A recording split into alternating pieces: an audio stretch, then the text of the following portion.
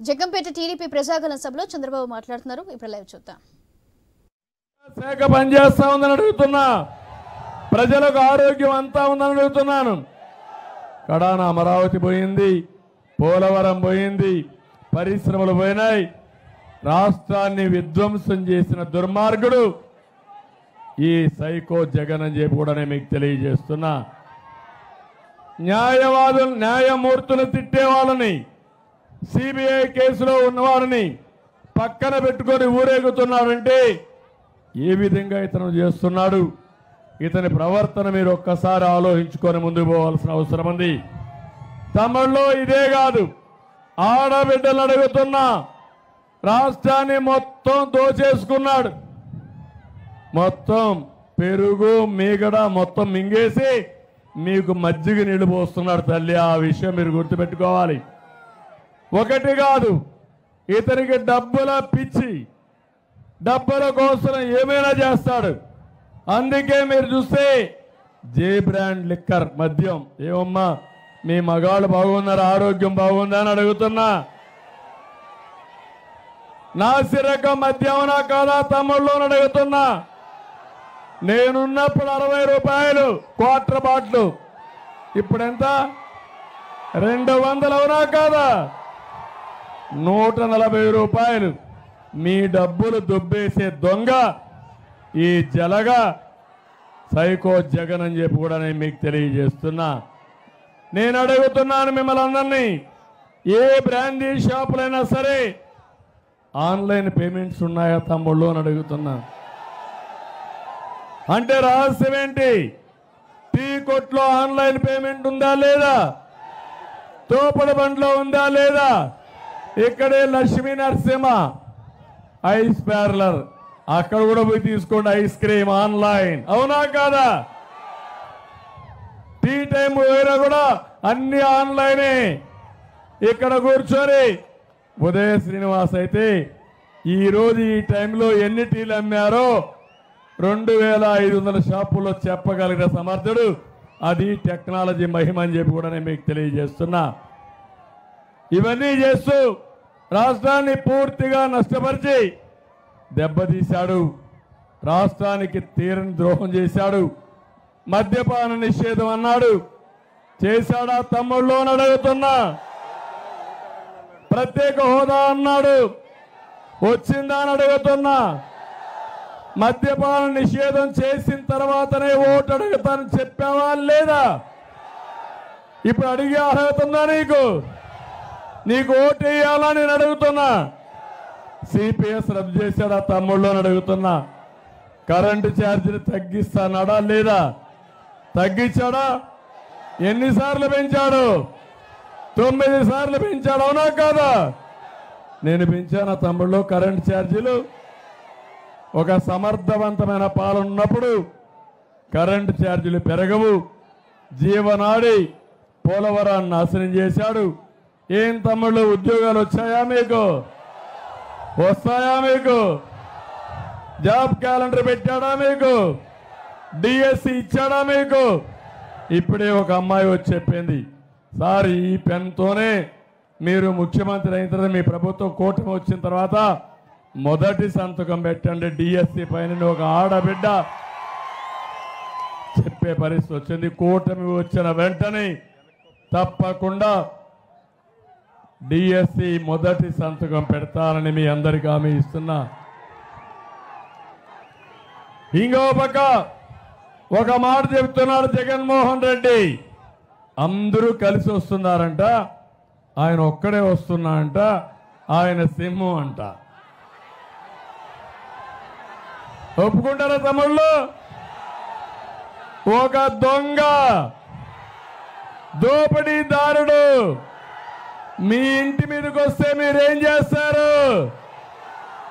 మనిషికి ఏం దొరికితే అది రోడ్డు మీదకి వస్తారా లేదా? ఊరంతా ఓటు అవుతుందా లేదా? దొంగని తరుముతారా లేదా?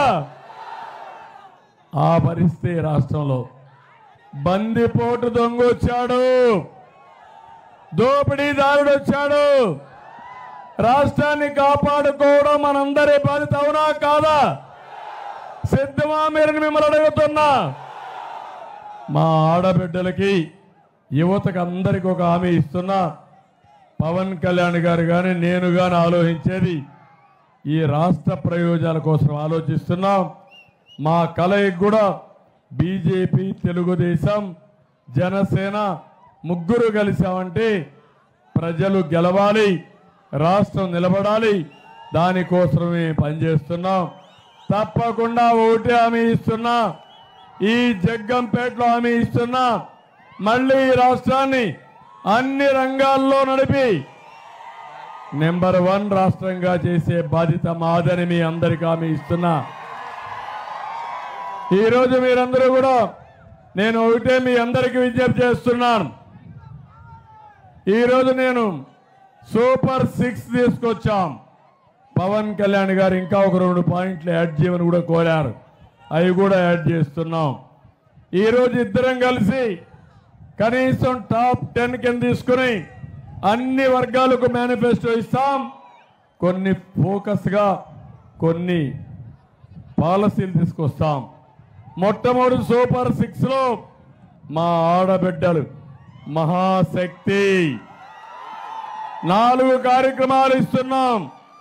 ఆడబిడ్డ నిధి ఒక్కొక్కరికి 1500, సంవత్సరానికి 18,000, 5 సంవత్సరాల్లో ఒక్కొక్కరికి 90,000 ఇచ్చే బాధ్యత మాదని మీ అందరికీ హామీ ఇస్తున్నా. తల్లికి వందనం కింద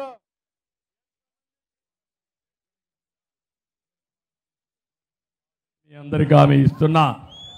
ఇది కాకుండా మా తమ్ముళ్ళకి డిఎస్సి పైన మొదటి సంతకం, యువగళం, 3,000 నిరుద్యోగ భృతి, 5 ఏళ్లలో 20 లక్షల ఉద్యోగాలు ఇచ్చే బాధ్యత మాది.